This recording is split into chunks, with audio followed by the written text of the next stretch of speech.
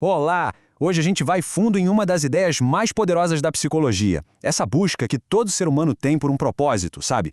Especialmente naqueles momentos em que a vida nos testa ao máximo. Vamos explorar a logoterapia de Viktor Frankl, uma teoria que foi literalmente forjada na adversidade. E para começar, essa frase do Nietzsche, que o Frankl sempre citava, já diz tudo.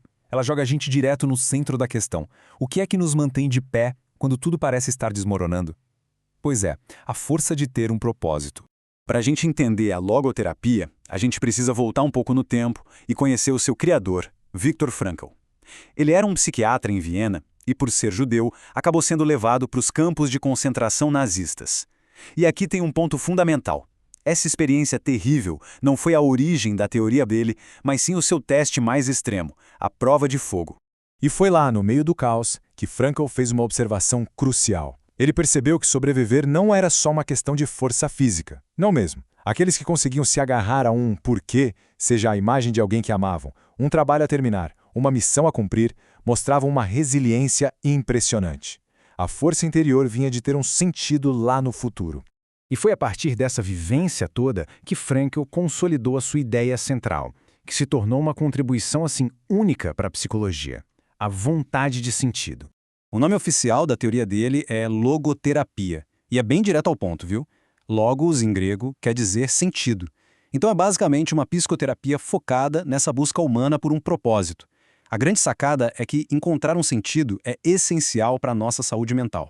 E olha só como a ideia do Frankl foi revolucionária para a época. A psicologia, com Freud, estava focada na vontade de prazer. Com Adler, na vontade de poder. Daí chega Frankl e propõe um terceiro caminho. Pensa assim, ó. Se a nossa mente fosse um carro, Freud diria que o combustível é o prazer, Adler diria que é o poder. Mas o Frankl chegou e falou, não gente, o verdadeiro combustível, o que nos leva mais longe, é o sentido. E o que acontece quando essa busca por sentido não vai para frente? Frankl chamou isso de vazio existencial. É aquele sentimento de apatia, de tédio, de que nada realmente importa. E ele não via isso como um probleminha individual, não.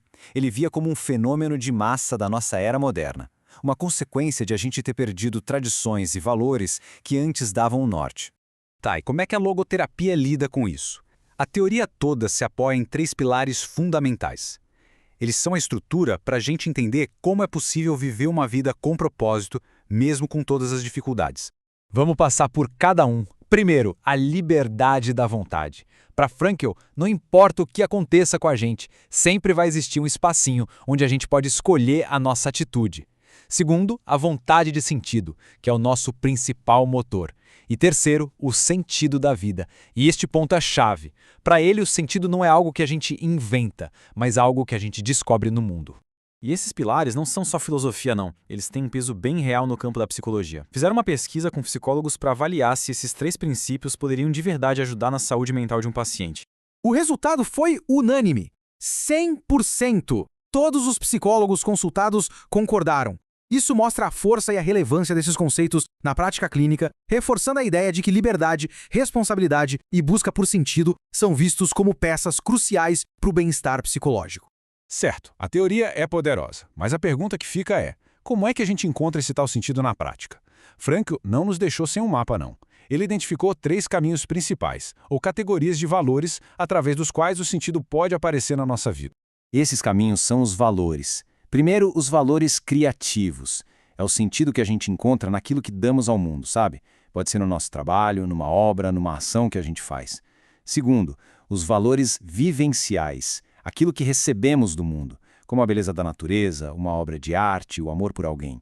E por último, talvez o mais profundo de todos, os valores de atitude, que é a postura que a gente adota diante de um sofrimento que não dá para mudar.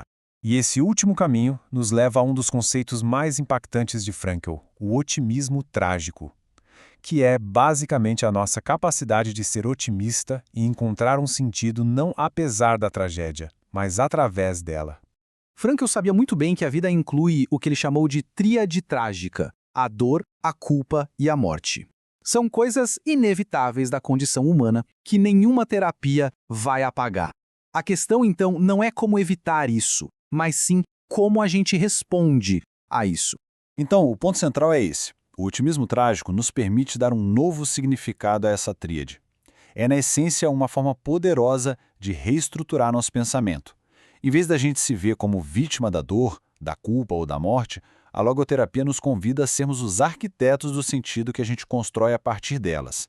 O sofrimento vira uma conquista, a culpa vira uma chance de mudar e a morte vira um motivo para viver plenamente. No fim das contas, a análise de Frankl nos oferece uma estrutura profunda para a gente pensar sobre a nossa própria vida. É um lembrete constante de que, não importam as circunstâncias, a nossa liberdade final de encontrar um sentido, essa permanece. E isso tudo deixa uma pergunta no ar para reflexão. Em meio aos desafios e alegrias, qual é o porquê que move cada um de nós?